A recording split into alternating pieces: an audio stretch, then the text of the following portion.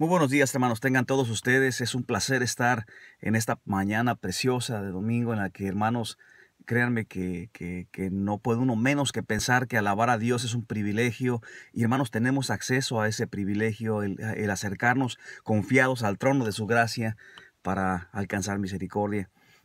Es algo que, hermanos, pienso yo que supera cualquier tipo de pensamiento, expectativa que el ser humano pudiera siquiera concebir. Hermanos, en esta mañana, pues, precisamente analizando un poquito acerca de esto, acerca de nuestra relación con Dios, de cómo Dios permite que nosotros podamos relacionarnos con Él, es tan indispensable, hermanos, pues el arrepentimiento. Precisamente dice la Escritura en su palabra que el arrepentimiento es una pieza clave para poder resumir o restaurar, perdón, la relación rota entre Dios y nosotros.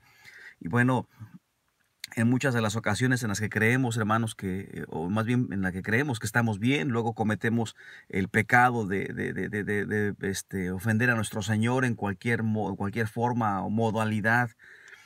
Nos damos cuenta, hermano, que necesitamos esta reconciliación con Dios, pedir perdón, y a veces sentimos que somos demasiado malos, a veces sentimos que, híjole, quisiéramos comportarnos un poco mejor para poder acercarnos al trono de su gracia. ¿Quién no ha pensado el hecho de querer ser un poco mejor para presentarse delante de Dios?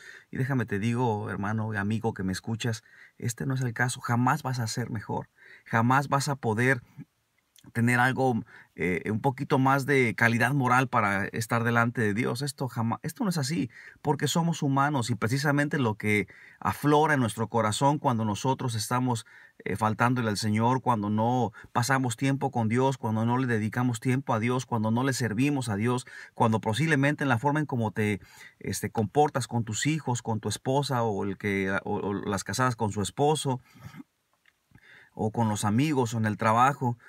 Quisiéramos ser diferentes, precisamente lo que aflora es el pecado. Ese pecado, esa rebeldía, ese estado de rebeldía con Dios, cuanto no quisiéramos parar de faltarle a Dios, porque sabemos que es incorrecto, sabemos que está mal, inclusive sabemos que estamos sufriendo por causa de ello. El pecado es pues el origen de todo mal. Dice la Escritura, por cuanto todos pecaron, están destituidos de la gloria de Dios. Así que el pecado es inherente en nuestra vida. Y algo que podemos entender es que la única manera de poder restablecer todo o de restaurar todas estas situaciones, por supuesto, entendiendo que ese pecado, esa rebeldía, nos está destruyendo, porque nos está desarrollando en un punto separado de Dios, ¿verdad? Esa separación produce pues muerte, sufrimiento, y lo que podemos ver en el mundo, en los divorcios, en las depresiones, en los asesinatos, en las mentiras, en la corrupción, en todo eso que podemos ver alrededor, amigos y hermanos que me escuchan. Es precisamente eso, el corazón del ser humano aflorando en toda su expresión. Por eso es indispensable entender, número uno, que es el arrepentimiento, porque el arrepentimiento es la esencia número uno para poder restablecer o reanudar esa relación con Dios. Si tú nunca has hecho de Jesús tu Señor y Salvador, déjame te digo que el elemento fundamental de que Él pueda entrar a tu vida y convertirse en el dueño, en el Señor, y puedas obtener vida eterna y finalmente esperanza en cuanto a las cosas que tú puedes observar que te están destruyendo y que te están haciendo daño, necesitas entender esta parte, lo que es el arrepentimiento, porque de otra manera no podrás obtener una solución definitiva a tu problema, si pudiera decirlo así. Y tan definitiva, aunque Jesús nos ama y quiere hacer todo cuanto está en su mano porque seamos felices, déjame te digo que nuestra decisión, la decisión del ser humano, ha sido vivir lejos de Dios. Es el rebelarse contra Dios, y por supuesto en esta consecuencia se experimenta lo que se experimenta. Sufres directamente por tus propias decisiones o por las decisiones de alguien más, inclusive hasta por terceros. Quisiera compartir con ustedes este texto del libro de Lucas, capítulo 13, versos 1 al 9. Me parece bastante acertado. Si en tu caminar cristiano estás desanimado, estás menguado, estás agüitado, dijéramos así, el arrepentimiento es el ingrediente esencial para restaurarte con Dios. Si tú nunca has aceptado a Cristo Jesús como tu Señor y Salvador, si tú nunca has decidido hacer de Jesús tu dueño y tu Señor, déjame te digo que ese es el ingrediente esencial que necesitas para poder tener vida eterna, para poder tener una relación auténtica con Dios y, por supuesto, la esperanza en medio de esa tormenta, no porque Dios esté buscando darte un ingrediente mágico, no, para nada. El resultado de vivir ahora en comunión y compañerismo, en íntima relación con Cristo Jesús. Y este es el arrepentimiento. Mira, vamos a leer Lucas capítulo 13, versos 1 al 9. Dice así, mira. En este mismo tiempo estaban allí algunos que le contaban acerca de los Galileos, cuya sangre Pilato había mezclado con los sacrificios de ellos. Respondiendo Jesús les dijo, ¿pensáis que estos Galileos, porque padecieron tales cosas, eran más pecadores que todos los Galileos? Os digo, no. Antes, si no os arrepentís, todos perecerán igualmente. ¿O aquellos 18 sobre los cuales cayó la torre en Siloé y los mató, pensáis que eran más culpables que todos los hombres que habitan en Jerusalén? Os digo, no. Antes, si no os arrepentís, todos pereceréis igualmente. Dijo también esta parábola. Tenía un hombre una higuera plantada en su viña, y vino a buscar fruto en ella y no lo halló. Y dijo al viñador, he aquí hace 3 años que vengo a buscar fruto en esta higuera, y no lo hallo. Córtala para que utilice también la tierra. Perdón, ¿para qué utiliza también la tierra? Es una pregunta, discúlpeme. Sí, continúa el versos 8.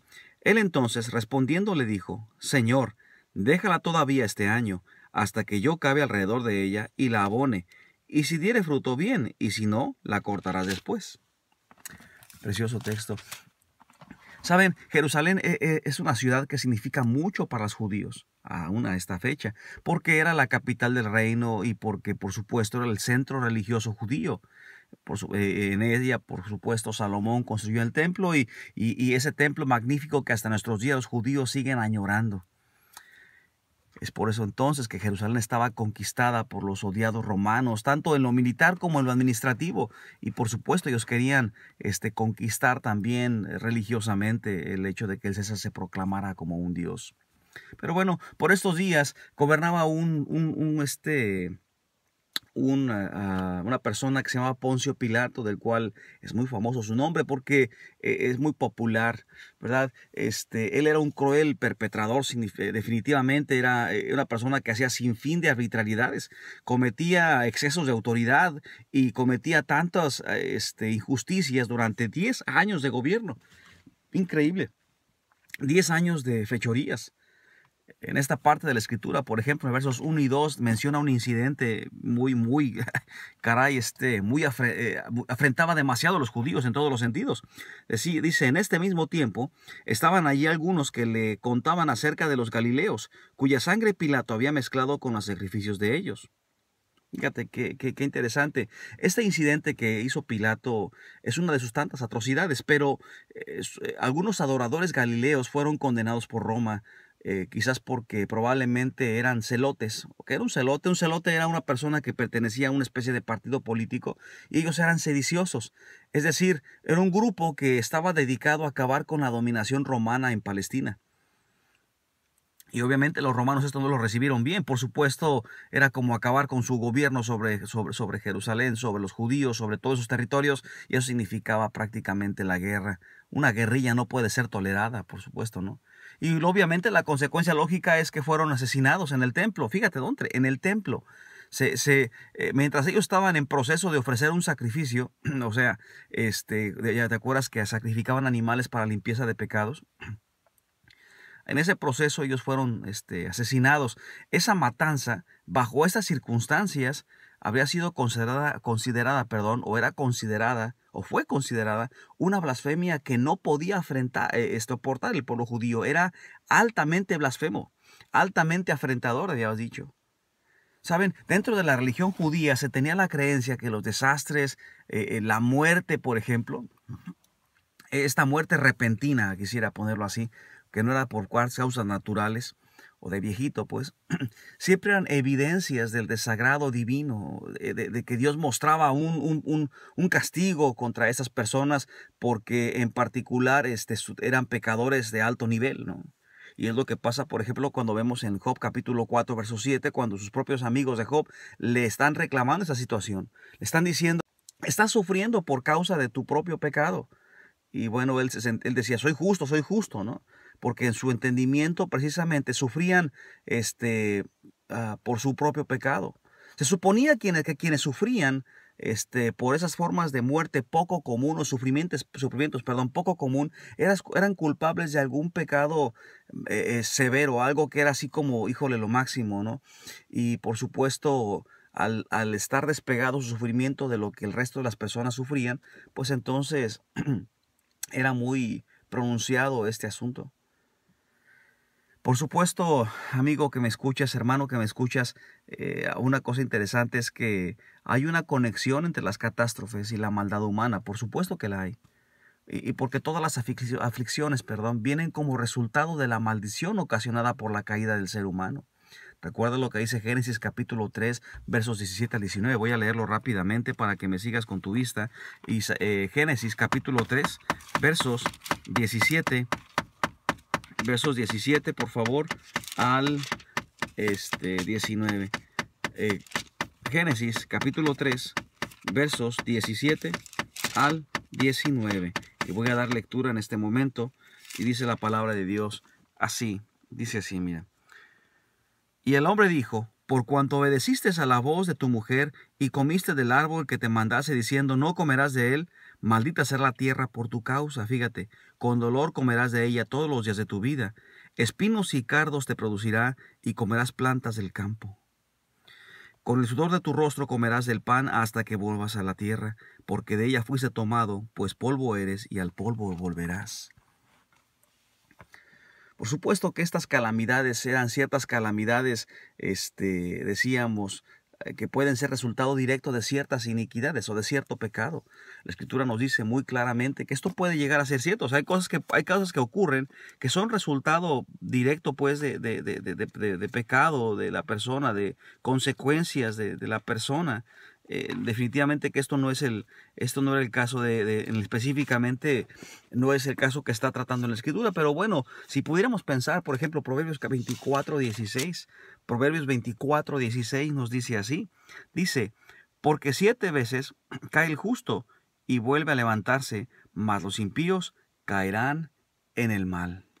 O sea, definitivamente que lo que nos narra la Escritura en esa parte es obviamente una situación de que efectivamente hay dentro de la creencia judía, hay cosas que llegan, hay sufrimientos que te están llegando, por ejemplo, por causa de tus propias decisiones, decíamos al principio, por causa de tus propias, de tus propios pecados, la rebelión de parte de Dios, ¿verdad? Si el matrimonio se divorcia, obviamente debe haber elementos de pecado que están lacerando, pues, el matrimonio, producto de lo que soy responsable. Por supuesto que es así. Pero en este texto del que estamos hablando en este momento, que es Lucas capítulo 13, en ese texto Cristo cuestiona la noción popular de que algunos posean una superioridad moral sobre aquellos que sufren en catástrofes de algún tipo. O sea, el punto fundamental es que, aunque efectivamente la muerte es parte de la caída del hombre, parte del pecado del hombre, y los sufrimientos o consecuencias que obtienes en tu vida diaria y que probablemente nos hacen sufrir, ya sea, decíamos, por matrimonio, por enfermedades, muchísimas de ellas son por consecuencia directa de nuestro propio pecado, de acciones que tomamos, ¿verdad? La persona que es un alcohólico, obviamente la cirrosis hepática es consecuencia directa de su alcoholismo. El que tiene cáncer de boca es consecuencia de aquella tabaco que está constantemente poniéndose en la boca, y así podemos hablar de muchísimas cosas. No sé si dentro de lo que tú pasas o sufres, parte de las consecuencias que estás precisamente cosechando son porque sembraste pecado. Pero bueno, el punto fundamental aquí, amigo y hermano que me escuchas, es la superioridad moral que algunos declaran tener sobre otros. No hay humanos más buenos que otros. Esa es una mentira satánica, de hecho. El hecho de que alguien sufra más que otro no significa que tú pecas más que otro o que otro es moralmente mejor que otro. Para el Señor pecado es pecado, sea cual sea la forma de este pecado. No importa cuál sea esta forma. Mira, hay un texto precioso y que obviamente nos confronta en lo más elemental de nuestra vida es el libro de Santiago, capítulo 2, por ejemplo. Fíjate, Santiago capítulo 2, versos 10 hasta el 13. Voy a leerlo para que nos demos una idea de qué es lo que estamos hablando. Para el Señor pecado el pecado, para el Señor lo mismo es matar que robar, para el Señor lo mismo es echar una mentira piadosa, como le llamamos, como violar a un niño. Para Dios es lo mismo. Fíjate lo que dice Santiago 2, capítulo 10, versos 13. Dice, porque cualquiera que guardare toda la ley, pero ofendiere en un punto, se hace culpable de todos, porque el que dijo, no cometerás adulterio, también ha dicho, no matarás. Ahora bien, si no cometes adulterio, pero matas, ya te has hecho transgresor de la ley. Así hablad y así haced, como los que habéis de ser juzgados por la ley de la libertad. Porque juicio sin misericordia se hará con todo aquel que no hiciere misericordia, y la misericordia triunfa sobre el juicio. O sea, para Dios es lo mismo. Y dices, bueno, permíteme, pastor, ¿cómo es posible que digas que todo es igual? ¿Cómo va a ser lo mismo cortarle la oreja a una persona, secuestrarlo, torturarlo, que decir mentiras? ¿Cómo, de dónde sacas esto? Bueno, es que no lo dije yo, lo está diciendo la Escritura. Dios lo ve igual. Lo que pasa es que nosotros los seres humanos queremos disculparnos con nuestras acciones, ponderándolos, es decir, dándoles un valor de diferente nivel. Así que todos los pecadores, quisiera decir así, somos merecedores de muerte. Aquellos que morían bajo condiciones violentas, del mismo modo como el resto de la población que puede morir por causas naturales. Para Dios no hay excepción de personas, tal como lo dice la Escritura en Romanos 3:23. Dice, por cuanto todos pecaron y están destituidos de la gloria de Dios. El punto de la condenación, el punto del sufrimiento, el punto de la caída del hombre no es el objeto en sí mismo, sino la acción en sí mismo. O sea, es la rebeldía. Es la rebeldía en sí misma. Y tanto se revela el que miente como se revela el que mata, porque las dos leyes igualmente las hizo Dios, y las dos leyes tienen la misma penalización, que es la muerte. Por eso es que se ve igual. El hecho es que se castiga. El punto neurálgico del texto se da en el verso 5. Fíjate el verso 5, cómo dice. Dice, os digo, regresando a Lucas capítulo 13, verso 5. Ahí está la parte clave, ¿no? Dice, os digo, no. Antes, si no os arrepentís, todos pereceréis igualmente. Hablamos de esta igualdad. Aquí en esta parte de la Escritura es donde el Señor llama a todos al arrepentimiento, porque todos de igual modo en peligro de sufrir el juicio eterno estamos. O sea, es algo que es así, es lógico. A nadie se le ha garantizado tiempo suficiente como para prepararse antes de la muerte. Nadie sabe cuándo va a morir. Nadie sabe en qué momento le va a llegar la muerte. Esto es un aspecto vital de la vida que tenemos para poder ejercer el arrepentimiento. Fíjate, este texto tan precioso que está en segunda de Corintios, discúlpame, ya me ando equivocando. Segunda de Corintios, capítulo 6, versos 2, nos hace esta siguiente invitación.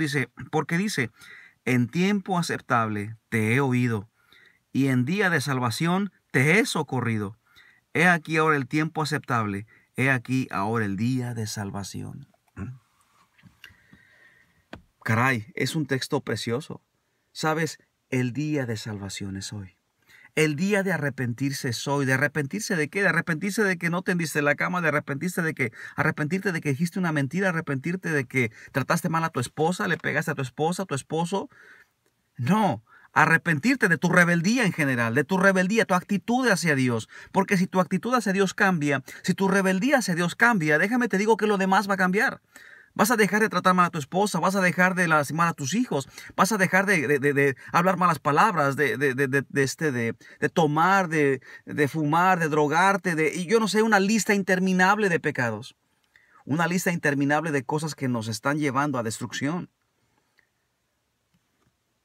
¿Sabes? Antes que te sorprenda la muerte y se enfrente el juicio de Dios, y ese juicio de Dios se va a dar precisamente para castigar la culpabilidad de la rebeldía en nuestra vida. ¿Cuántas personas se autodenominan cristianos? ¿Cuántas personas se llaman a sí mismos cristianos y van a las iglesias y actúan precisamente sin arrepentimiento? Su estilo de vida no refleja arrepentimiento en ningún sentido. Este es precisamente el pecado, que el Señor Jesús vino y las personas continuaron amando más las tinieblas que la luz porque sus obras eran malas. Y no se acercan a la corrección del Señor, como lo dice Juan capítulo 3. Ahora, una cosa interesante, muchas de las situaciones por las cuales no nos arrepentimos es porque entendemos mal el concepto de arrepentimiento. La religión en general, la vida religiosa del ser humano, sobre todo en este contexto occidental, se ha plasmado en forma equivocada completamente el arrepentimiento. La gente piensa que es simplemente un de sentirte mal por algo que hiciste. Se llama conciencia, no se llama arrepentimiento. Y la conciencia se cauteriza o se quema una vez que lo sigues y lo sigues y lo sigues haciendo, pues ya no sientes nada, como el que asesina a una persona. Si al principio mata a una persona, se siente horrible por 1 o 2 semanas, no puede ni dormir, y después mata al segundo y ya siente menos mal, hasta que ya después es nada. Es como el que vende pollos, ¿no? Toma el pollo, lo mata y lo vende, ya no siente nada.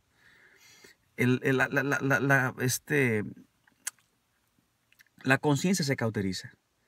Pero el arrepentimiento, ¿qué es? Déjame te digo, amigo que me escuchas, hermano que me escuchas. El arrepentimiento es el deseo profundo y sincero, un deseo profundo y sincero de volver a Dios. De parar con la actitud, la forma de vida, el estilo de vida de rebeldía hacia Dios, hacia su voluntad. Un arrepentirse de tenerle desconfianza a su palabra, de no creer su palabra, de buscar la voluntad propia, personal, por encima de la de Dios, de perseguir hacer lo que siento, de buscar, si pudiera decir de este modo, de seguir mi corazón y no seguir el corazón de Dios. Lo que se trata es de arrepentirse de un deseo profundo, sincero de volver al Señor, de aceptar ahora la reconciliación que Dios ofrece y comenzar una relación personal creciente donde ahora Él es el Señor, Él es el dueño, Él es el que manda. Ahora su palabra es la importante. Por eso es importante que estos elementos se den. Número uno, déjame te digo, para un arrepentimiento auténtico bíblico de que Dios te pide, porque si tú no entregas este arrepentimiento, Dios no lo considera. Para que no pienses que tu arrepentimiento, tu concepto de arrepentimiento, Dios lo va a aceptar. Dios no tiene que entender algo. Estas frases donde en México, por ejemplo, y aquí en Estados Unidos he escuchado muy seguido cuando dicen, bueno, yo voy a hacer esto, pero que Dios me perdone, pero yo voy a hacer esto. Y caray, esa expresión refleja el corazón del ser humano. Dios tiene que aceptar mi forma de arrepentimiento, aunque no esté arrepentido. Dios me tiene que aceptar. Dios tiene que entender. No, amigo mío, no, hermano mío, Dios no entiende, no tiene que entender. Eres tú, soy yo los que tenemos que entender que Dios no va a aceptar un arrepentimiento que Él no pide. Estas amalgamas corrompidas de arrepentimiento son hechas por Satanás para que tú y yo continuamos en el estilo y camino de vida que destruye y que lleva al infierno finalmente. Por eso, número uno, dice la Escritura que tiene que haber un reconocimiento íntimo de pecado personal por las razones que te acabo de dar. Tiene que haber una conciencia dentro de ti de pecado que debe hacerte sentir mal en lo más profundo de tu alma. Sin conciencia personal de pecado no hay arrepentimiento. Si no hay una conciencia, un entendimiento, un reconocimiento pleno de lo que tú eres y de lo que estás produciendo delante de Dios, no puedes arrepentirse.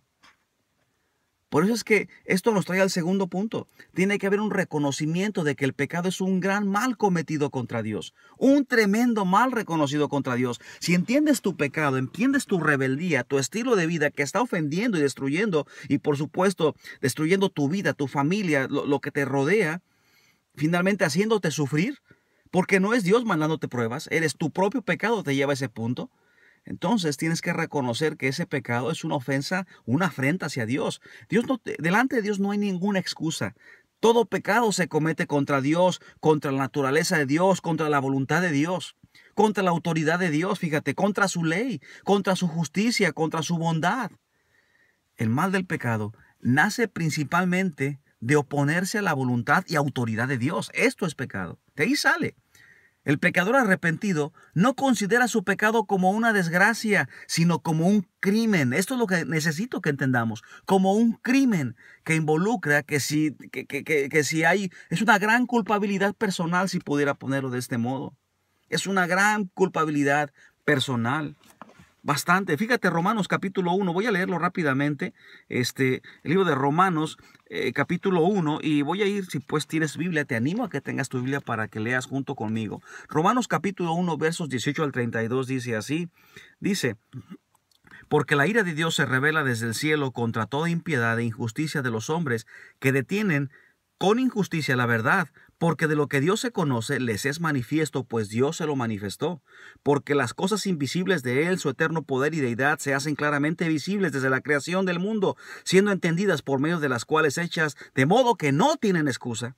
Pues habiendo conocido a Dios, no le glorificaron como a Dios, ni le dieron gracias, sino que se envanecieron en sus razonamientos, y su necio corazón fue entenebrecido.